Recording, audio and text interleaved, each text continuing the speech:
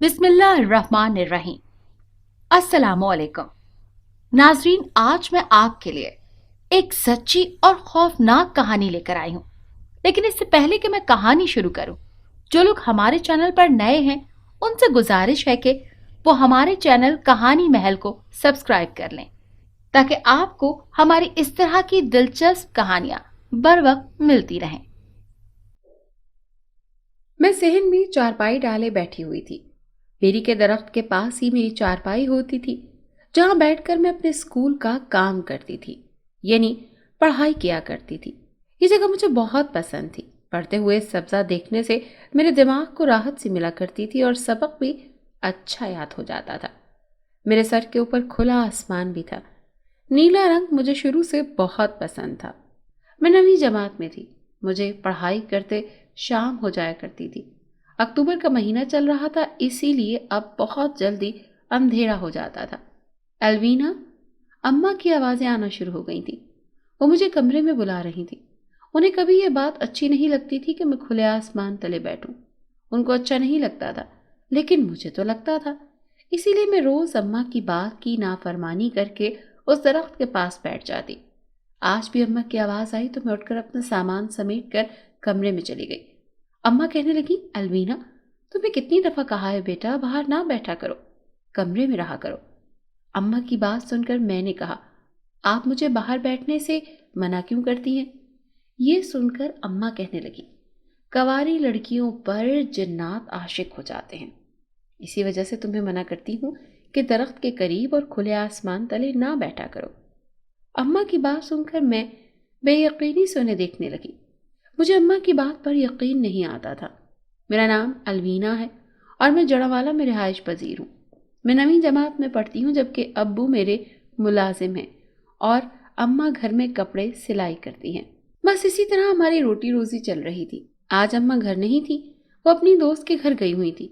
पीछे से मैं तन्हा थी घर पर। कल संडे था। मैं अपनी पढ़ाई कर चुकी थी, इसीलिए अब सहन में आकर चहलकदमी कर रही थी। मैं नहा कर आई थी, इसीलिए मेरे बाल इस वक्त खुले हुए थे।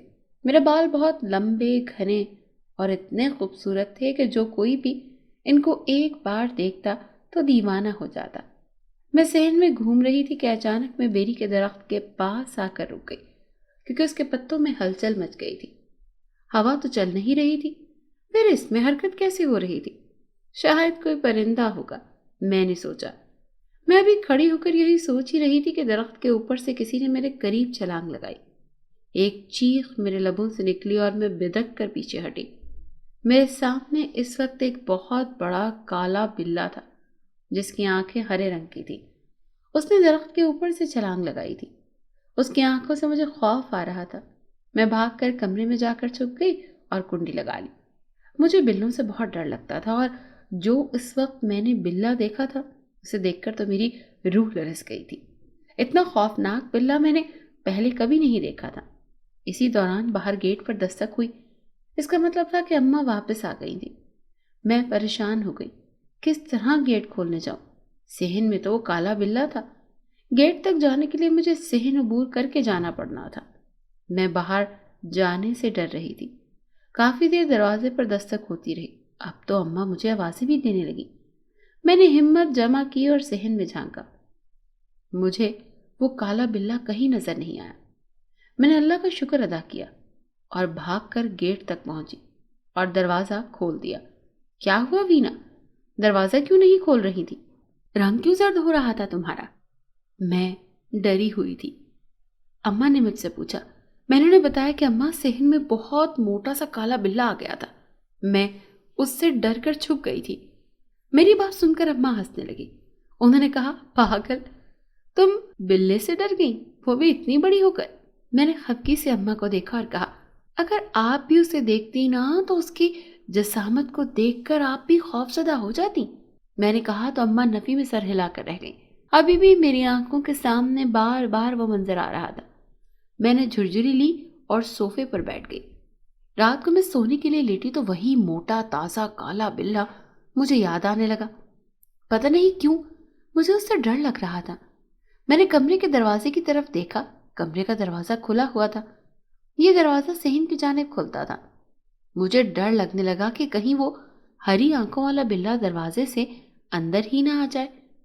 اماں کمرے کا دروازہ بند کر دیں اور کنڈی لگا دیں، میں نے اماں سے کہا تو وہ حیرانی سے مجھے دیکھنے لگی۔ اس وقت کمرے میں نائٹ بلب جل رہا تھا۔ کیوں، کیا ہوا جو دروازہ بند کرنے کا کہہ رہی ہو؟ اماں نے پوچھا تو میں کہنے لگی، اماں مجھے ڈر لگ رہا ہے، کہیں وہ کالا بلا نہ آ جائے، اسی لیے آپ دروازہ بند کر دیں تاکہ وہ اندر نہ آ سکے۔ میری بات سن کر اماں مجھے خفگی سے کہنے لگی، بس کر دو الوینا، بچی نہیں ہو تم، اب خاموشی سے سو جاؤ، اب مجھے تمہاری آواز نہ آئے، ابو سو رہے ہیں تمہارے، اسی لیے تم بھی ان کی نیند خراب نہ کرو۔ اماں نے تو دروازہ بند کرنے سے انکار ہی کر دیا تھا۔ میں اداس چہرہ بنا کر کروٹ لے کر سونے کی کوشش کرنے لگی۔ نیند تو مجھے آ گئی، لیکن خواب میں بھی میں نے اس بھیانک سے بلے کو دیکھا جو نہ جانے کیوں میرے دل و دماغ میں بری طرح سے پیوست ہو کر رہ گیا تھا۔ میں خواب میں دیکھنے لگی کہ میں ایک ویران جگہ پر بھاگ رہی ہوں، میرے چہرے پر خوف اور دہشت تھی، میں بنا رکے بھاگتی جا رہی تھی، میرے بال کھلے ہوئے تھے جو ہوا میں لہرا رہے تھے۔ میں نے اپنے عقب میں دیکھا تو وہی کالا ہری آنکھوں والا بلا نظر آیا۔ میں ڈر گئی تھی۔ اچانک مجھے اپنے اوپر وزن سا پڑتا ہوا محسوس ہوا، یہ وزن بڑھتا جا رہا تھا۔ میں نے بمشکل ہمت پیدا کی اور آنکھیں کھولنے کی کوشش کی۔ نائٹ بلب کی روشنی میں نے دیکھا کہ میرے سامنے کوئی بیٹھا ہے۔ دھڑ تو انسانی تھا، لیکن چہرہ اسی کالے بلے کا تھا۔ اتنے اندھیرے میں بھی اس کی سبز آنکھیں چمک رہی تھیں۔ میرے لبوں سے فلک شگاف چیخ بلند ہوئی۔ میں ڈر گئی تھی۔ اماں نے جلدی سے کمرے کی لائٹ جلا لی۔ ابو کی نیند بھی خراب ہو چکی تھی۔ کیوں چیخ رہی ہے وینا؟ اب کیا پھر سے اس کالے بلے کو دیکھ لیا؟ اماں نے مجھ سے پوچھا تو میں ڈر کر ان سے کہنے لگی کہ آپ میرے ساتھ لیٹ جائیں اماں، میں نے بہت برا خواب دیکھ لیا ہے، مجھے ڈر لگ رہا ہے۔ میں نے کہا تو اس بار اماں نے مجھے نہ ڈانٹا، بلکہ کمرے کی لائٹ بجھا کر میرے ساتھ بیڈ پر لیٹ گئی۔ ان کی موجودگی سے اب مجھے ڈر نہیں لگ رہا تھا۔ انہوں نے میرے اوپر آیت الکرسی پڑھ کر پھونکی اور میں اطمینان سے آنکھیں بند کر کے سو گئی۔ وقت گزرتا گیا اور میں نے میٹرک کر لیا۔ میری عمر اب 17 سال تھی۔ میں آگے پڑھنا چاہتی تھی، لیکن ہمارے خاندان میں لڑکیوں کو بس 10 جماعتیں پڑھانے کا رواج تھا۔ میرے خاندان کی کوئی لڑکی کالج تک نہیں گئی تھی۔ اماں، میں کالج بھی پڑھنا چاہتی ہوں، آپ ابو سے مجھے اجازت لے دیں، رزلٹ بھی آنے والا ہے میرا، رزلٹ کے فوراً بعد ایڈمیشن لینا ہوتا ہے کالج میں، اسی لیے آپ آج ہی ابو سے بات کر لیں۔ میں نے اس حسرت سے اماں سے کہا کہ شاید میرا کالج جانے کا خواب پورا ہو جائے، لیکن شاید یہ میرا خواب ہی رہنا تھا۔ تمہیں تو پتا ہے ایلوینا، تمہارے خاندان میں لڑکیوں کو بس 10 جماعتیں ہی پڑھائی جاتی ہیں، کالج جانے کی اجازت کسی کو نہیں دی جاتی۔ ویسے بھی اتنا پڑھ کر تم نے کیا کرنا ہے؟ آخر میں گھرداری ہی تو کرنی ہے۔ میں تمہارے ابو سے بالکل بات نہیں کروں گی اور نہ اجازت مانگوں گی، کیونکہ مجھے ڈانٹ سننے کا کوئی شوق نہیں ہے۔ اماں کے انکار پر میری آنکھیں نم ہو گئی۔ میں جانتی تھی میں جتنی بھی اماں اور ابو سے کالج جانے کی ضد کرتی، وہ میری یہ والی بات نہیں مانتے۔ تو اماں، اب میں ہر وقت گھر میں فارغ رہ کر کیا کروں گی؟ مجھے فارغ رہنا بالکل بھی پسند نہیں ہے، میں نے اماں سے خفگی سے پوچھا۔ انہوں نے جواب دیا، تم میرے ساتھ وہ کام سیکھ لو جو تمہیں نہیں آتے، پھر میں سمینہ سے کہوں گی کہ تمہارے لیے کوئی رشتہ نظر میں رکھے، جیسے ہی تم 18 سال کی ہوگی تمہاری شادی کر کے میں اپنا فرض ادا کر دوں گی۔ اماں کی بات سن کر میرے لب بے یقینی سے کھل گئے، میری آنکھوں میں مزید آنسو آ گئے۔ میں نے اماں سے کہا، کیا میرا وجود بوجھ ہے آپ پر جو آپ اتنی جلدی مجھے اپنے کاندھوں سے اتار پھینکنا چاہتی ہیں؟ میری بات سن کر اماں مجھے دیکھنے لگیں اور کہا، ایسا کچھ نہیں ہے میری بچی، انسان کی زندگی کا کوئی بھروسہ نہیں ہوتا۔ میں تمہاری ساری خوشیاں دیکھنا چاہتی ہوں، اپنے نواسے نواسیوں کو دیکھنا چاہتی ہوں۔ میں چاہتی ہوں تم خوش رہو اور میری زندگی میں اپنا گھر بساؤ اور میں تمہیں ہنستا بستا دیکھوں۔ اماں کی بات سن کر میں مسکرا دی۔ اب میرا دل سکون کی زد میں تھا، لیکن میں نہیں جانتی تھی کہ بہت جلد میرا سکون برباد ہونے والا ہے۔ چونکہ مجھے فارغ رہنا پسند نہیں تھا، اس لیے میں نے اماں سے کپڑے سلائی کرنا سیکھنا شروع کر دیے۔ میری اماں بہت اچھے کپڑے سیتی تھی، اس وقت امی سب عورتوں کے گھر ان کے کپڑے دینے گئی ہوتی تھی۔ میں اس وقت اپنا ایک سوٹ سی رہی تھی۔ میرے کانوں میں دروازے پر دستک ہوئی۔ مجھے آواز آئی تو میں کپڑے چھوڑ کر اٹھ گئی۔ مجھے لگا اماں آئی ہوں گی، اسی لیے دروازہ کھولنے چلی گئی۔ جیسے ہی دروازہ کھولا تو سامنے ایک لڑکے کو دیکھ کر حیران رہ گئی۔ وہ شاید 20-22 سال کا تھا۔ اس کی آنکھوں کا رنگ سبز تھا۔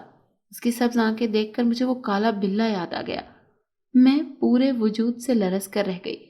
میں نے ہمت جمع کرتے ہوئے اس سے پوچھا، آپ کون ہیں؟ اس نے بتایا میرا نام علاء الدین ہے۔ اپنا نام بتا کر وہ خاموش ہو گیا۔ میں اس کی آنکھوں میں نہیں دیکھ رہی تھی۔ نہ جانے کیوں مجھ سے اس کی آنکھوں میں دیکھا ہی نہیں جا رہا تھا۔ میں نے اس سے پوچھا، آپ کے یہاں آنے کا مقصد کیا ہے؟ کسی سے ملنا ہے آپ کو؟ میں نے پوچھا تو اس نے جواب دیا، مجھے تم سے ملنا ہے الوینا، تم مجھے اپنا اسیر کر بیٹھی ہو۔ اس کی بات سن کر میں چونک کر اسے دیکھنے لگی۔ اسے میرا نام کیسے معلوم تھا؟ آپ کو میرا نام کس طرح معلوم ہے؟ میں نے کرختگی سے اس سے پوچھا۔ وہ کہنے لگا، جن سے عشق کیا جاتا ہے ان کے بارے میں معلومات بھی رکھی جاتی ہیں۔ میں تو آپ کے بارے میں اور بھی بہت کچھ جانتا ہوں۔ اس کا لہجہ پراسرار تھا۔ میری ریڑھ کی ہڈی میں سنسناہٹ شروع ہو گئی۔ کیا جانتے ہیں آپ مزید میرے بارے میں؟ میں نے اس سے پوچھا تو وہ میرے چہرے کے طرف اور تھوڑا قریب آ گیا اور سرگوشی کے انداز میں کہنے لگا، اور میں یہ بھی جانتا ہوں کہ آپ کو کالے بلے سے بہت ڈر لگتا ہے۔ اس نے عجیب سے لہجے میں کہا تو میں ڈر کے مارے اچھل پڑی۔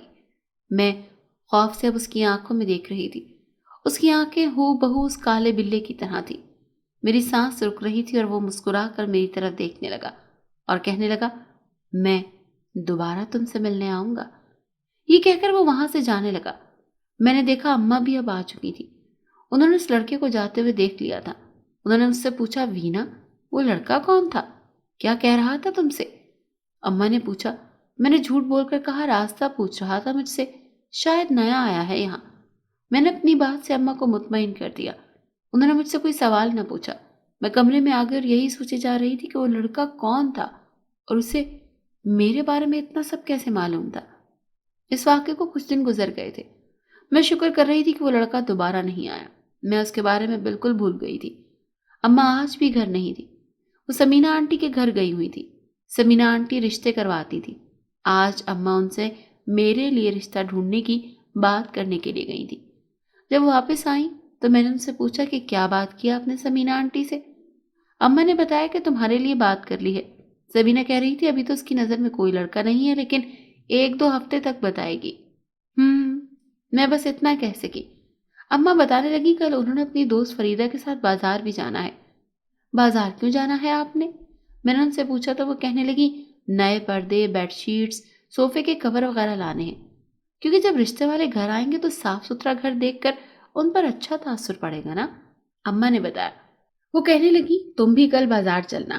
میں نے ان کے ساتھ جانے سے انکار کر دیا اور کہا کہ مجھے لازمی اپنا سوٹ سینا ہے، ڈیزائننگ والا، اس لیے مجھے تو بالکل وقت نہیں ملے گا۔ ٹھیک ہے وینا، پھر میں اور فریدہ ہی چلے جائیں گے، اماں نے کہا۔ اس کے بعد وہ رات کے کھانے کی تیاری کرنے کے لیے کچن میں چلی گئی۔ 1 ہفتے بعد سمینہ آنٹی نے اماں کو میرے لیے ایک بہت اچھا رشتہ دکھایا تھا۔ ان کا کہنا تھا کہ اگر رشتہ پسند آ گیا تو 1-2 دن میں وہ لڑکے سمیت اس کے گھر والوں کو یہاں لے آئیں گی۔ لڑکے کا نام پارس تھا۔ اماں کو وہ لڑکا کافی پسند آیا تھا۔ تعلیم اس کی گریجویشن تھی۔ اماں نے اس سے کہا کہ وہ لڑکے کے گھر والوں کو لے آئیں۔ ہفتے کا دن تھا اور آج ہی مہمانوں نے آنا تھا۔ ابو کام سے جلدی آ گئے تھے۔ میں نے سلور اور پیچ رنگ کا فراک پہن لیا تھا۔ بالوں کو میں نے ڈھیلی چوٹی کی شکل میں باندھ دیا تھا اور کچھ لٹوں کو چہرے کے آگے کر لیا تھا۔ دوپٹہ بھی میں نے نفاست سے اپنے سر پر اوڑھ لیا تھا۔ اس کے علاوہ نہ تو میں نے کوئی میک اپ کیا تھا اور نہ ہی جولری پہنی تھی۔ میں بہت پیاری لگ رہی تھی۔ 4 بجے لڑکے سمیت اس کے گھر والے بھی آ گئے۔ میں سب کے لیے چائے بنا رہی تھی۔ چائے بنانے کے بعد میں نے کمرے میں آ کر سب کو سلام کیا اور اس کے بعد چائے پیش کی۔ سب مجھے دیکھ رہے تھے۔ میں بھی نروس تھی۔ لڑکی کی ماں نے مجھ سے سوالات پوچھے اور پھر کہنے لگی، ہمیں تو آپ کی بچی بہت پسند آئی ہے، ہماری طرف سے تو رشتہ پکا ہے۔ میرے اماں اور ابو بھی بہت خوش تھے۔ انہیں بھی پارس بہت پسند آیا تھا۔ سب نے ایک دوسرے کو مبارکباد دی اور مٹھائی کھلائی۔ لڑکے کی ماں نے مجھے انگوٹھی پہنا دی۔ اماں اور ابو بہت خوش تھے، اس لیے میں بھی بہت خوش تھی۔ آج کا دن خوشی اور مسرت کا تھا۔ اپنے والدین کو ہنستا مسکراتا دیکھ کر میں نے دل میں ان کی دائمی مسکراہٹ کی دعا کی۔ لڑکے والوں نے جہیز کا مطالبہ تو نہیں کیا تھا، لیکن اس کے باوجود اماں تھوڑا تھوڑا جہیز بنانے لگی۔ ابھی اکتوبر چل رہا تھا، گھر والوں کا دسمبر میں شادی کا ارادہ تھا۔ میرے گھر والوں کو دسمبر میں میری شادی کرنے پر کوئی اعتراض نہیں تھا، سو میں نے بھی کسی مزاحمت کا اظہار نہ کیا۔ میں اس وقت کمرے میں بیٹھی ٹی وی دیکھ رہی تھی۔ اماں گھر پر نہیں تھی، وہ بازار گئی ہوئی تھی۔ اب تو جہیز بنانے کے چکر میں آئے دن ان کے بازار میں چکر لگتے رہتے تھے۔ میں ٹی وی دیکھ رہی تھی جب مجھے عجیب و غریب آواز آئی۔ ایسا محسوس ہوا جیسے صحن میں کوئی کودا ہے۔ ویسے تو صحن کی دیواریں کافی اونچی تھی، کوئی دیوار پر چڑھ کر بھی کود نہیں سکتا تھا۔ میں کمرے سے باہر آ گئی اور صحن میں جھانکا، لیکن سب کچھ پہلے جیسا تھا۔ صحن میں تو کچھ بھی موجود نہیں تھا۔ میں واپس کمرے میں آ گئی، لیکن کمرے میں اپنے سامنے اس علاؤالدین کو دیکھ کر میں ٹھٹک گئی۔ میرا رنگ فک پڑ گیا۔ وہ پراسرار سبز آنکھیں لیے مجھے دیکھ رہا تھا۔ وہ کہنے لگا، معذرت میری جان، اس دفعہ تم سے ملاقات کرنے میں ذرا تاخیر ہو گئی۔ اس کی بات سن کر میرے پیروں تلے سے زمین نکل گئی۔ وہ میرے کمرے میں کس طرح آ سکتا تھا؟ میں ڈر کر پیچھے کو چلنے لگی اور دیوار سے جا لگی۔ مجھے اس سے خوف آ رہا تھا۔ تم میرے کمرے میں کیسے آئے؟ میں نے اس سے پوچھا۔ میری بات سن کر وہ بھیانک ہنسی ہنستا ہوا میرے قریب آ گیا اور کہنے لگا، میں تم سے پیار کرنے لگا ہوں، اسی لیے میں تم سے ملنے کے لیے کہیں بھی اور کیسے بھی اور کسی بھی وقت آ سکتا ہوں۔ اس کی بات سن کر میں رونے والی ہو گئی۔ میں نے اس سے کہا، چلے جاؤ یہاں سے، میری اماں آنے والی ہوں گی۔ میں ایک شریف گھرانے کی لڑکی ہوں، جیسی تم سمجھ رہے ہو ویسی نہیں ہوں۔ اللہ کا واسطہ دیتی ہوں تم میرے گھر سے چلا جاؤ۔ وہ رہاسی ہو کر اسے کہہ رہی تھی۔ آج بھی اس کی آنکھیں دیکھ کر مجھے وہ کالا بلّا یاد آ رہا تھا جسے اپنے روبرو میں نے صرف ایک بار دیکھا تھا۔ میری بات سن کر وہ ہنسنے لگا اور اس کے بعد اس نے سنجیدگی سے کہا، رشتے سے انکار کر دو، تم پارس سے شادی مت کرنا، تم صرف میری ہو، اس بات کو یاد رکھنا۔ وہ مجھے باور کروانے والے انداز سے بولا تو میں دنگ رہ گئی۔ اس لڑکے علاؤالدین کو میرے بارے میں اتنی معلومات کون دیتا تھا؟ میں ڈر کر ابھی تک دیوار سے چپکی ہوئی کھڑی تھی۔ اس سے پہلے کہ میں کچھ کہتی، دروازے پر دستک ہونے لگی۔ یقیناً اماں آ گئی تھی۔ میرے تو 14 طبق روشن ہو گئے۔ میں نے اس سے التجا کی اور اس کے آگے ہاتھ جوڑ کر کہنے لگی کہ جاؤ یہاں سے، مجھے بدنام مت کرو، اللہ کے لیے چلے جاؤ۔ میں آنکھیں بند کی اس کے آگے ہاتھ جوڑے بولی۔ ڈر سے میری آنسو نکل رہے تھے۔ اگر اماں غیر مرد کو میرے کمرے میں دیکھ لیتی تو نہ جانے کیا کیا سوچتی، اور وہ ابھی تک میرے سامنے کھڑا تھا۔ اب مجھے دروازہ کھلنے کی آواز آئی۔ لوہے کے دروازے پر آٹومیٹک لاک لگا ہوا تھا۔ اماں کے پاس چابی بھی تھی، انہوں نے خود ہی دروازہ کھول دیا۔ ڈر کے مارے میں نے آنکھیں بند کر لی۔ اب مجھے لگ رہا تھا کہ میں تو گئی۔ اتنی جلدی علاؤالدین بھی گھر سے اور اماں کی نگاہوں سے چھپ کر نہیں جا سکتا تھا۔ اماں کمرے کی جانب آ رہی تھی اور میں اللہ سے دعائیں کر رہی تھی کہ کوئی معجزہ ہو جائے اور علاؤالدین غائب ہو جائے۔ میں نے دھیرے سے آنکھیں کھولی تو حیران رہ گئی۔ کمرے میں علاؤالدین نہیں تھا۔ میرا چہرہ آنسوؤں سے تر تھا۔ میں جلدی سے کمرے میں موجود اٹیچڈ واش روم کی طرف بھاگی تاکہ اپنا چہرہ دھو کر آنسو صاف کر سکوں۔ میں منہ دھو کر باہر نکلی تو دیکھا اماں ساری شاپنگ کی چیزیں زمین پر پھیلائے بیٹھی ہیں۔ میں نے ان سے کہا، میں واش روم میں تھی اسی لیے دروازہ نہیں کھول سکی۔ وہ کہنے لگی، بیٹا کوئی بات نہیں، یہ شاپنگ دیکھو، میں سب تمہارے لیے لائی ہوں۔ میں نے بہانے سے کہا، اماں پہلے میں چائے بنا کر لاتی ہوں، پھر آرام سے شاپنگ دیکھتی ہوں۔ اماں کو کہہ کر میں کچن میں چلی آئی۔ چائے کا پانی رکھ کر میں گھر کی تلاشی لینے لگی کہ کہیں علاؤالدین تو یہاں موجود نہیں، مگر وہ مجھے کہیں بھی نظر نہیں آیا۔ وہ چھت پر بھی نہیں تھا۔ میں نے تو اللہ کا شکر ادا کیا۔ میں بہت ڈری ہوئی تھی کہ پتہ نہیں وہ کون تھا اور کیوں میرے پیچھے پڑ گیا تھا، اور سب سے بڑی بات تو یہ تھی کہ وہ میرے بارے میں اتنا کچھ کیسے جانتا تھا۔ شادی کی تاریخ 15 دسمبر رکھی گئی۔ نومبر کا اختتام چل رہا تھا۔ اس کے بعد سے علاؤالدین مجھ سے ملنے نہیں آیا۔ میں سمجھ رہی تھی شاید اس پر میری بات کا اثر ہو گیا اور وہ واقعی اب کبھی مجھ سے ملنے نہیں آئے گا، لیکن یہ تو صرف میرا وہم تھا، کیونکہ وہ اگلے ہی دن دوبارہ سے میرے سر پر سوار تھا۔ اماں آج بھی گھر نہیں تھی۔ میں سمجھ رہی تھی کہ اماں آئی ہیں، لیکن سامنے علاؤالدین کو دیکھ کر میرے پیروں تلے سے زمین نکل گئی اور میں نے جلدی سے دروازہ بند کیا تاکہ وہ اندر نہ آ سکے، لیکن اس نے دروازے کو پکڑ کر اندر کی جانب دھکیلا۔ وہ مرد تھا اور اس میں مجھ سے زیادہ طاقت تھی، اسی لیے وہ دروازہ کھولنے میں کامیاب ہو گیا۔ وہ گھر میں داخل ہو چکا تھا۔ اب اس نے دروازہ بھی بند کر دیا تھا۔ میرا دل تیز تیز دھڑک رہا تھا۔ میں اس سے خوف محسوس کر رہی تھی۔ اسے دیکھ کر میرے دل میں ایک انجان سا ڈر بیٹھ چکا تھا۔ کون ہو تم علاؤدین، اور کیا چاہتے ہو مجھ سے؟ میں تڑپ کر اس سے پوچھنے لگی۔ وہ لڑکا خواہ مخواہ مجھے بدنام کرنے پر تلا ہوا تھا۔ میرا سوال سن کر وہ مسکرانے لگا، کہنے لگا، میں تمہارا عاشق ہوں اور تمہیں چاہتا ہوں۔ وہ میرے دونوں سوالات کے جواب دیتا ہوا مسکرا دیا۔ میں نے دانت پیس کر اسے دیکھا اور کہا کہ میں تمہیں نہیں چاہتی اور نہ جانتی ہوں۔ تم جو بھی ہو مجھے جاننے میں دلچسپی نہیں۔ خدا نہ میرا پیچھا چھوڑ دو، میری شادی ہونے والی ہے۔ میں نے ایک بار پھر اس سے کہا کہ شاید اب سے مجھ پر ترس آ جائے، وہ اس کے بھیجنے میں کوئی بات بیٹھ جائے۔ میری بات سن کر اس کے چہرے کے تاثرات پتھریلے ہو گئے اور وہ کہنے لگا، یاد رکھو الوینا، اگر تم نے کسی اور سے شادی کی تو میں تمہیں کبھی معاف نہیں کروں گا۔ ابھی تو میں جا رہا ہوں کیونکہ میں تم سے محبت کرتا ہوں اور تمہاری عزت کا خیال بھی ہے، لیکن یاد رکھنا، اگر تم نے میری سرتابی کی تو تمہاری عزت کی پرواہ نہیں کروں گا۔ میری طرف انگلی کرتا ہوا وہ مجھے تنبیہ کرنے لگا۔ اس کا لہجہ نہایت سخت تھا۔ اس کی آنکھیں اپنے اندر بے شمار راز سموئے ہوئی تھی۔ اس نے میرے چہرے سے نگاہیں ہٹائیں اور دروازے کا لاک کھول کر گھر سے چلا گیا۔ میں زمین پر بیٹھتی چلی گئی۔ مجھے بہت خوف محسوس ہو رہا تھا۔ پتہ نہیں میں نے کون سا گناہ کر دیا تھا جس کی مجھے یہ سزا مل رہی تھی۔ علاؤدین نے مجھے جنونی قسم کا انسان دکھائی دیا تھا، لیکن میں تو جانتی ہی نہیں تھی کہ وہ انسان تو تھا ہی نہیں۔ میں سوچنے لگی اس لڑکے کے بارے میں مجھے اماں کو بتا دینا چاہیے، لیکن سوال یہ تھا کہ کیا اماں میری بات پر یقین کر لیتی؟ اگر میں ان کو یہ بتاتی کہ وہ لڑکا 3 دفعہ مجھ سے گھر ملنے آیا تھا، یہ سن کر وہ مجھ پر بھروسہ کر لیتی؟ دل سے آواز آئی، شاید اماں بھروسہ نہ کرتی۔ اسی لیے بہتر تھا کہ میں ان کو کچھ نہ بتاتی اور اللہ سے دعا کرتی وہ علاؤدین کو مجھ سے دور کر دیں۔ جلدی جلدی میرے پارس سے شادی ہو جائے اور میں اپنے حقیقی گھر چلی جاؤں۔ اس کے بعد مجھے کسی کا خوف نہیں ہوگا۔ میں نہ اپنی بدنامی چاہتی تھی اور نہ ہی اپنے گھر والوں کی۔ دسمبر کا مہینہ شروع ہو چکا تھا۔ شادی کے دن قریب آتے جا رہے تھے۔ میں پارس کے بارے میں سوچ رہی تھی۔ شکر تھا مجھے پڑھا لکھا شوہر ملنے والا تھا۔ میں تو اپنی پڑھائی کا خواب پورا نہیں کر سکی تھی۔ یہ سچ تھا کہ مجھے پڑھنے کا بہت شوق تھا۔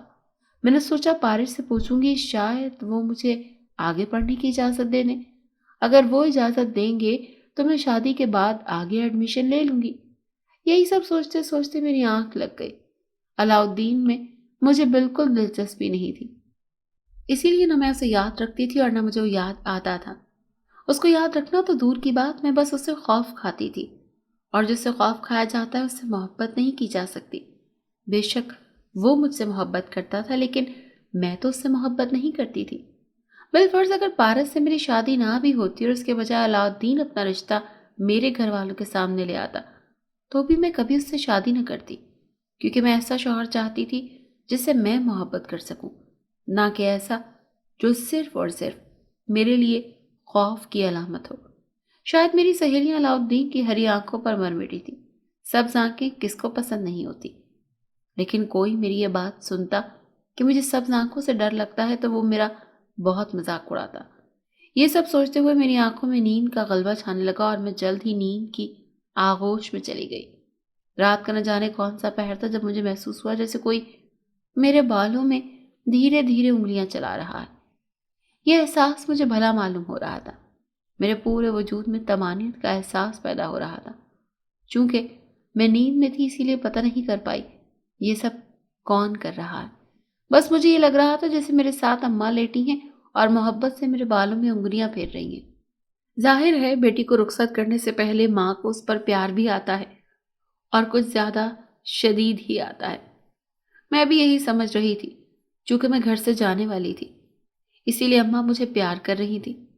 لیکن عجیب مجھے تب لگا جب میں نے محسوس کیا کہ وہ ہاتھ میری گردن پر ہے، کوئی میری گردن کو چھو رہا تھا۔ اس کے بعد وہ ہاتھ میری گردن سے سرکنے لگا۔ میں نے جلدی سے اس ہاتھ کو بازو کی جانب سے تھام لیا تاکہ وہ مزید آگے نہ بڑھنے کی جسارت نہ کر سکے۔ ہاتھ کی سختی اور بالوں کی فراوانی سے مجھے محسوس ہوا کہ یہ ہاتھ کسی مرد کا ہے۔ میں نے فوری اپنے پہلو میں دیکھا تو علاؤالدین کو لیٹے پایا۔ میری آنکھیں حیرت سے کھل گئیں۔ وہ میرے لبوں پر سختی سے ہاتھ رکھ چکا تھا تاکہ میں چیخ نہ سکوں۔ لبوں پر ہاتھ رکھ کر وہ میرے قریب آ گیا اور میرے کان میں سرگوشی کرتے ہوئے کہنے لگا، میری جان، چیخنا مت، کیونکہ مجھے تمہاری عزت بہت عزیز ہے۔ اگر تم چلاؤ گی تو تمہارے ماں باپ اٹھ جائیں گے اور تمہارے پہلو میں غیر مرد کو دیکھ کر معلوم ہے نا کیا سوچیں گے۔ اسی لیے اپنی عزت کا احساس کر لینا۔ اس نے میرے لبوں سے ہاتھ ہٹا لیے۔ اس کی بات سن کر میری آنکھوں سے آنسو بہنے لگے۔ میں کس مصیبت میں پھنس گئی تھی۔ میں دل میں علاؤالدین کو بددعائیں دینے لگی۔ وہ دوبارہ سے مجھ سے متکلم ہوا اور کہنے لگا، کل تک کا وقت دیتا ہوں تمہیں۔ اگر کل تم نے شادی سے انکار نہ کیا تو میرا ایسا شیطانی روپ دیکھو گی، پناہ مانگو گی، لیکن میں تمہیں بخشوں گا نہیں۔ اس نے اتنی بات کہی اور پھر اٹھ کر کمرے سے چلا گیا۔ میں روتی رہی۔ پتہ نہیں وہ کہاں رہتا تھا اور کس طرح میرے گھر اتنی آسانی سے آ جاتا تھا۔ ایک لڑکی کے لیے سب سے اہم اپنی اور اپنے گھر والوں کی عزت ہی تو ہوتی ہے، اور وہ علاؤالدین مجھے ایسا کام کرنے کو کہہ رہا تھا جس سے ذلت میرا مقدر تھی۔ اگر میں پارس سے شادی سے انکار کر دیتی تو گھر والوں کو شادی سے انکار کرنے کا کیا جواز دیتی؟ کیا یہ کہتی کہ علاؤالدین کی وجہ سے انکار کر رہی ہوں؟ اگلا سوال ہوتا، علاؤالدین میرا کیا لگتا ہے؟ کیا میں یہ جواب دیتی کہ وہ میرا عاشق ہے؟ اتنی ذلت اور بدنامی کا مقام ہوتا میرے لیے۔ میں اپنے ماں باپ کے سامنے شرمندہ ہو جاتی۔ یہ باتیں سوچ سوچ کر میرا سر درد سے پھٹنے لگا۔ بڑی مشکل سے میں سوئی تھی۔ نیند بھی کچھ روٹ سی گئی تھی۔ سوچوں کا ایک طوفان تھا جو میرے دماغ میں منڈلا رہا تھا۔ اگلے دن میں کافی پریشان رہی۔ نہ کچھ کھانے کا دل کر رہا تھا اور نہ ہی پینے کا۔ ناشتہ بھی میں نے ڈھنگ سے نہیں کیا تھا۔ دوپہر کا کھانا زبردستی اماں نے مجھے کھلایا تھا۔ کمرے میں بیٹھ کر میرا دم گھٹ رہا تھا، اسی لیے شال اپنے گرد لپیٹ کر میں صحن میں آ گئی۔ کچھ دیر تو میں صحن میں چہل قدمی کرتی رہی اور جب تھک گئی تو چارپائی پر بیٹھ گئی۔ اچانک مجھے لگا جیسے علاؤالدین نے میرا نام لیا ہے۔ یہ آواز میرے دائیں پہلو سے آئی تھی۔ میں نے ڈر کر اپنے پہلو میں دیکھا، وہاں علاؤالدین نہیں تھا، صرف وہ بیری کا درخت تھا جس کے پتے اب حرکت میں آ رہے تھے۔ آج بھی ہوا نہیں چل رہی تھی لیکن بیری کے درخت کے پتوں میں حرکت تھی۔ مجھے ڈر سا لگنے لگا۔ میں نے جلدی سے اٹھ کر کمرے میں واپس آنا ہی مناسب سمجھا۔ میری اماں کپڑے سلائی کر رہی تھی۔ میں بہت ڈر گئی تھی۔ شادی میں بس چند دن باقی رہ گئے تھے۔ میں نے علاؤالدین کی بات پر عمل کرتے ہوئے ابھی تک شادی سے انکار نہیں کیا تھا۔ آج بھی اماں گھر پر نہیں تھی، بلکہ میری ہونے والی ساس کے ساتھ بازار گئی تھی۔ مجھے گھر میں اکیلے بہت ڈر لگ رہا تھا۔ میں اماں کے ساتھ جانا چاہتی تھی لیکن وہ کہنے لگی کہ اچھا نہیں لگتا تمہیں ساتھ لے جانا۔ لڑکے کی ماں بھی ساتھ ہوگی، اسی لیے بہتر ہے کہ تم گھر پر رہو، ورنہ وہ سوچے کہ کتنی تیز لڑکی ہے، اپنی شادی کی شاپنگ بھی خود ہی کرنے آئی ہے۔ اماں کی بات پر بس میں گہری سانس خارج کر کے رہ گئی۔ پتہ نہیں آج کل دنیا کیا کیا الٹا سیدھا سوچتی رہتی ہے۔ مجھے بیزاریت ہونے لگی تو میں مشین لے کر بیٹھ گئی۔ میں اپنا نیا جوڑا سینے لگی تھی۔ میں کپڑے سینے میں مصروف تھی جب مجھے کمرے میں کسی کے آنے کی آواز آئی۔ کوئی بھاری قدم لیے کمرے میں داخل ہوا۔ میں ڈر کر کھڑی ہو گئی۔ میرے سامنے کوئی اور نہیں بلکہ علاؤالدین تھا، اور اس کی ہری آنکھوں میں بے پناہ غصہ اور سختی تھی۔ کیوں آ گئے ہو تم دوبارہ؟ اب کیا تکلیف ہے تمہیں؟ میں بھی اپنے غصے کا اظہار کرتے ہوئے بولی۔ مجھے اس سے نفرت ہو چکی تھی، شدید نفرت۔ میں اس کا چہرہ مزید دیکھنے کی روادار نہیں تھی۔ وہ میرے قریب آ گیا۔ اس نے ایک لفظ بھی نہ کہا بلکہ میری آنکھوں میں دیکھنے لگا۔ اس کی آنکھوں میں دیکھ کر مجھے وہ کالا بلہ یاد آ گیا۔ میرے دیکھتے ہی دیکھتے علاؤالدین نے اس کالے بلے کا روپ دھار لیا۔ مجھے تو یقین نہیں آ رہا تھا۔ علاؤالدین کا چہرہ انسانی چہرے سے تبدیل ہو کر اس کالے بلے کی شکل اختیار کر گیا، جبکہ علاؤالدین کا باقی جسم انسانوں جیسا تھا۔ یہ منظر میری برداشت کرنے کی سکت سے باہر تھا، اسی لیے میں بے ہوش ہو کر وہیں گر پڑی۔ جب میری آنکھ کھلی تو شاید شام ہو رہی تھی۔ ابھی تک اماں گھر نہیں آئی تھی اور شاید ان کا جلدی گھر آنے کا ارادہ بھی نہیں تھا، کیونکہ وہ جانے سے پہلے کہہ کر گئی تھی کہ آج تمہارے ابو جلدی آ جائیں گے اور میں گھر دیر سے آؤں گی۔ کیونکہ آج تمہارا برائڈل ڈریس بھی لینا ہے۔ خیر، میں نے دیکھا میرے سامنے علاؤدین ہے اور اس کے علاوہ بھی کچھ لوگ ہیں۔ علاؤدین نے میرا دوپٹہ شانے سے اتارا اور میرے سر پر ڈال دیا۔ وہ اب انسانی روپ میں تھا۔ میری آنکھوں میں آنکھیں گاڑے وہ مجھ سے دیکھ کر سوال کرنے لگا اور کہنے لگا ابھی اسی وقت ہمارا نکاح ہوگا۔ اگر انکار کرو گی تو تم جان سے جاؤ گی، نہ صرف تم بلکہ تمہارے ماں باپ بھی۔ اس کی بات سن کر میں رونے لگی۔ میں نے ڈر کے مارے پوچھا تم کون ہو؟ حقیقت کیا ہے تمہاری؟ یہ سوال میں نے اس سے اس لیے پوچھا تھا کیونکہ کوئی عام انسان اچانک سے بلے کا روپ تو نہیں دھار سکتا۔ میرے سوال پر وہ ایسے ہنسا جیسے اسے میرا سوال بہت پسند آیا ہے۔ وہ کہنے لگا میں جنات کی قوم سے تعلق رکھتا ہوں۔ تمہارے گھر کے صحن میں جو بیری کا درخت ہے نا، وہ میرا مسکن ہے۔ اگر آج تم نے مجھ سے نکاح نہیں کیا تو سب سے پہلے تمہارے ماں باپ کو اس دنیا سے دوسری دنیا یعنی ابدیت میں رخصت کروں گا اور پھر تمہیں نکاح کے بغیر ہی رخصت کروا کے لے جاؤں گا۔ آپ خود سوچ لو مجھ سے نکاح عزت سے کرنا ہے یا ذلت اٹھانی ہے۔ اس نے میرے سامنے آپشن رکھے۔ اس وقت میرا دل کر رہا تھا موت مجھے آ جائے اور میں خوشی خوشی موت کو گلے لگا لوں۔ میں چہرہ جھکائے رو رہی تھی۔ شاید وہ مجھ سے ہمدردی کرے اور چلا جائے، لیکن وہ آگ کے شعلے سے بنا تھا۔ حدت کے علاوہ اس میں تھا ہی کیا جو وہ میرے لیے راحت اور ہمدردی کا سامان بنتا۔ مجھے اپنے ماں باپ کی جان بہت عزیز تھی۔ میرے پاس اس وقت کوئی اور چارہ نہیں تھا۔ میری بے بسی کا اس جنزادے نے خوب فائدہ اٹھایا۔ وہ جنات میں سے تھا اور کچھ بھی کر سکتا تھا۔ کسی بھی انسان کی جان لینا اس کے بائیں ہاتھ کا کھیل تھا۔ اسی لیے میں نے بے بسی سے ہتھیار ڈال دیے۔ میرے کمرے میں مزید جنات تھے جو انسانی شکل میں موجود تھے۔ ایک جنزادے نے جس کے چہرے پر سفید داڑھی تھی، اس نے میرا نکاح پڑھایا تھا۔ میں نے دل پر پتھر رکھ کر قبول ہے کہا۔ مجھے یہ بات معلوم تھی کہ یہ سب مسلمان جنات ہیں۔ جیسے ہی نکاح ہوا سب لوگ کمرے سے چلے گئے سوائے اس جنزادے علاؤدین کے۔ میں نہیں جانتی تھی جو جنات میرے کمرے سے گئے ہیں وہ کدھر چلے گئے۔ میں نے نفرت انگیز نگاہوں سے علاؤدین کی طرف دیکھا اور برہمی سے نگاہیں پھیر لی۔ مجھے اس سے خوف آ رہا تھا۔ وہ چلتا ہوا میرے قریب آیا۔ اس نے مجھے شانوں سے تھام لیا۔ اس کے لمس پر میں تڑپ اٹھی تھی۔ اس میں حدت بھی تھی اور مجھے اس سے نفرت بھی۔ اب سے تم میری ہو الوینا۔ نکاح پر نکاح نہیں ہو سکتا، اس بات کو یاد رکھنا۔ مجھے اپنی دنیا میں کچھ کام ہے، اس کے بعد میں واپس آؤں گا اور تمہیں رخصت کروا کر لے جاؤں گا۔ اس جنزادے نے کہتے ہوئے میرے شانے چھوڑ دیے اور کمرے سے چلا گیا۔ میں رونے لگی تھی۔ میں تھک کر بیڈ پر بیٹھ گئی کیونکہ میرے اندر مزید کھڑے ہونے کی ہمت ہی نہیں تھی۔ مجھے شدید بخار تھا۔ تھرمامیٹر کا پارہ 103 تک پہنچ رہا تھا۔ سردی سے میری بری حالت تھی۔ میں خود کو رضائی میں لپیٹا ہوا تھا، لیکن اس کے باوجود مجھے محسوس ہو رہا تھا جیسے میں برفانی علاقے میں کھڑی ہوں اور برف آسمان سے گر کر میرے وجود پر پڑ رہی ہے۔ اماں میری حالت دیکھ کر پریشان ہو گئی تھی۔ وینا، اتنی بیمار کیسے ہو تم؟ 5 دن بعد بارات ہے تمہاری، دیکھو تو کتنی کمزور ہو گئی ہو۔ اماں پریشانی سے بولی اور مجھے رونا آ رہا تھا، لیکن میں نے خود پر ضبط رکھا۔ اماں میری ٹھنڈے پانی کی پٹیاں کر رہی تھی۔ میں سو چکی تھی، میرا دل جل رہا تھا۔ جس اذیت میں میں اس وقت تھی، کاش کوئی میری حالت سمجھ سکتا۔ میں اماں کو سب کچھ کیسے بتاتی؟ کیا کہتی کہ ایک جنزادے نے مجھ سے زبردستی نکاح کر لیا ہے، اسی لیے اب میں پارس سے شادی نہیں کر سکتی؟ یہ بات سن کر تو اماں مجھے دماغی ڈاکٹر کے پاس لے جاتی یا پھر مجھے بری لڑکی سمجھتی۔ میں نے بس اسی وجہ سے اماں کو سچائی بتانے کا ارادہ ترک کر دیا۔ شادی میں وقت بہت کم رہ گیا تھا۔ میں اللہ سے دعا کر رہی تھی کہ کوئی معجزہ ہو جائے اور مجھے کچھ عرصے کے لیے پارس کی اور میری شادی رک جائے، تاکہ اس تھوڑے عرصے میں علاؤدین سے بدلہ لے لوں۔ کچھ ایسا ہو کہ میں علاؤدین سے نکاح ختم کر لوں اور پھر اس سے سارے حساب برابر کر لوں۔ اللہ تعالیٰ نے میری دعا رد نہیں کی تھی اور نہ مجھے اکیلا چھوڑا تھا۔ اگلے ہی دن پارس کی امی کا فون آیا۔ انہوں نے اطلاع دی کہ پارس کے ابو کی یعنی کہ پارس کے دادا ابو کی طبیعت ٹھیک نہیں ہے اور وہ اسپتال میں، اسی لیے شادی ڈیلے ہو جائے گی۔ جب تک پارس کے دادا ابو کی طبیعت نہیں سنبھل جاتی وہ شادی نہیں کر سکتے۔ یہ سن کر اماں پریشان ہو گئی، لیکن وہ ان کی مجبوری سمجھتی تھی۔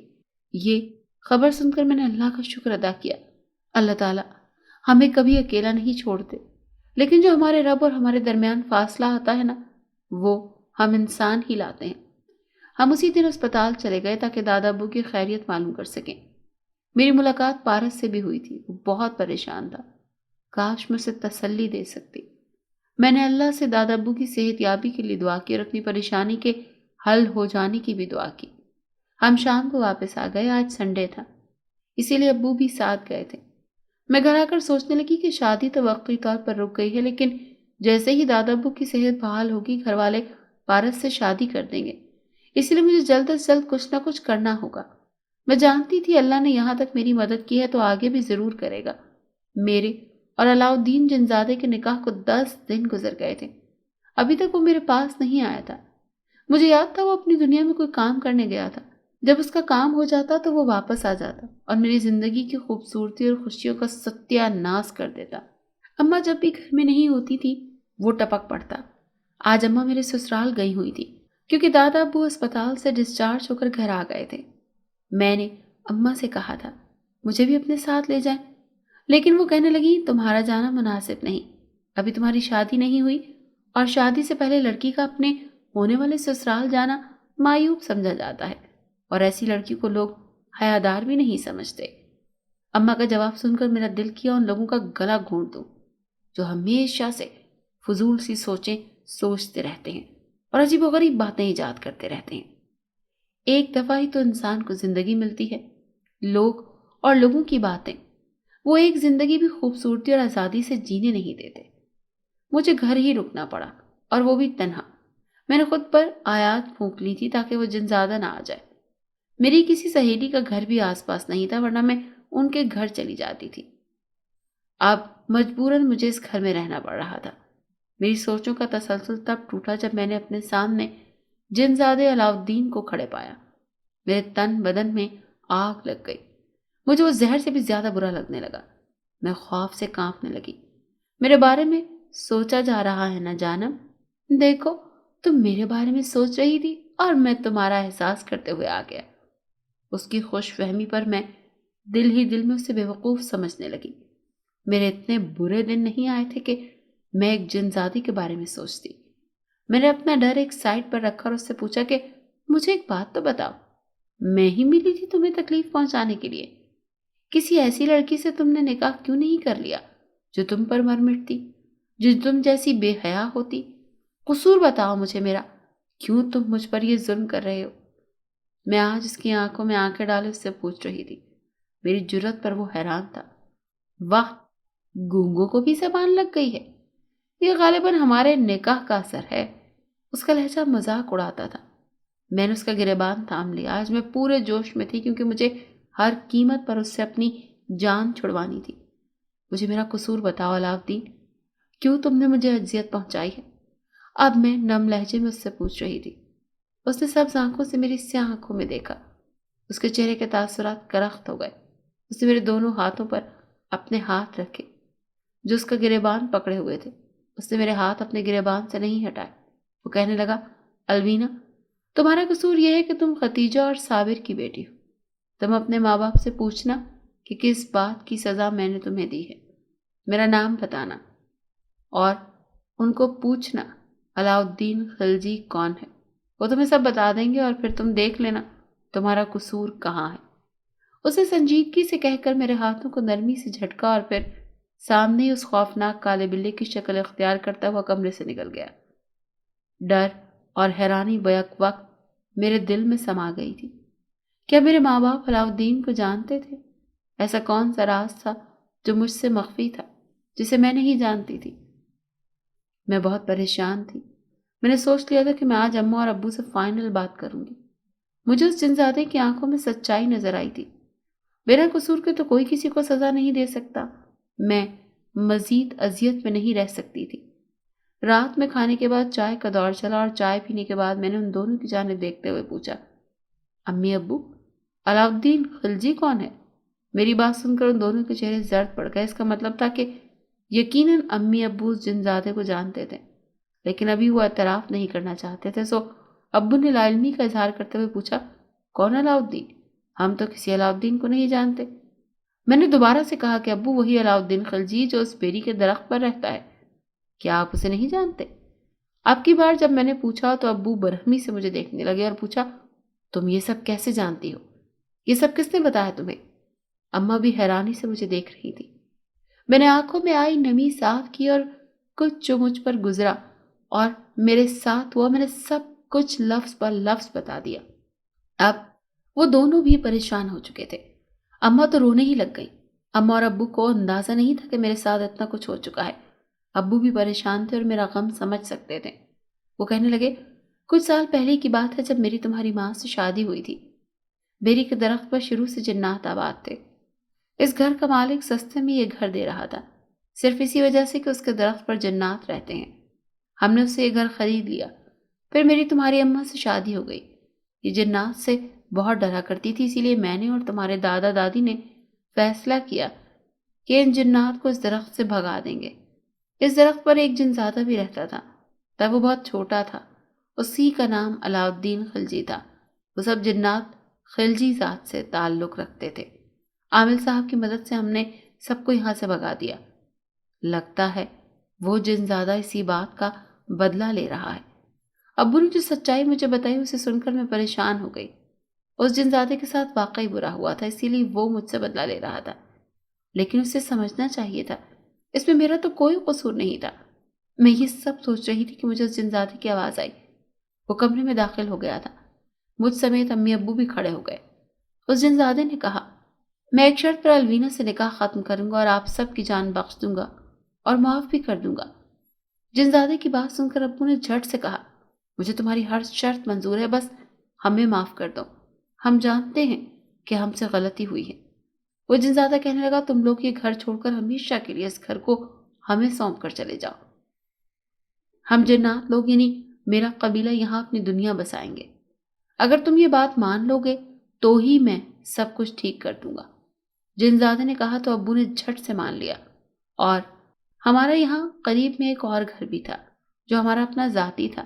چونکہ ابو نے اس کی بات مان لی تھی اسی لیے اس نے مجھے طلاق دے دی۔ میں سجدے میں گر پڑی تھی اور اللہ کا شکر ادا کیا۔ ہم نے 2 دن میں اپنا سامان دوسری جگہ شفٹ کر لیا اور اس گھر کو ہمیشہ کے لیے تالا لگا دیا۔ اللہ کے فضل و کرم سے جنوری میں میری پارس سے شادی ہو گئی اور میں خوشی خوشی اس کے ساتھ زندگی گزارنے لگی۔ میں نے یہ سبق سیکھا تھا کہ اس دنیا میں سب کو جینے کا حق ہے۔ جس طرح ابو نے جنات کو ان کے درخت یعنی مکان سے بھگا کر غلط کیا تھا، ایسا انہیں نہیں کرنا چاہیے تھا۔ جب تک کوئی مخلوق تنگ نہ کرے ہمیں بھی اسے تنگ نہیں کرنا چاہیے۔ اگر آپ کو یہ کہانی اچھی لگی ہے تو اسے لائک کیجیے اور ہمارے چینل کہانی محل کو سبسکرائب کیجیے۔ اور ہاں، اگر آپ کے کسی دوست، رشتہ دار یا بہن کے ساتھ خدا نخواستہ اس طرح کا کوئی بھی واقعہ پیش آیا ہے تو ہمیں کامنٹ سیکشن میں اس کے بارے میں ضرور بتائیے۔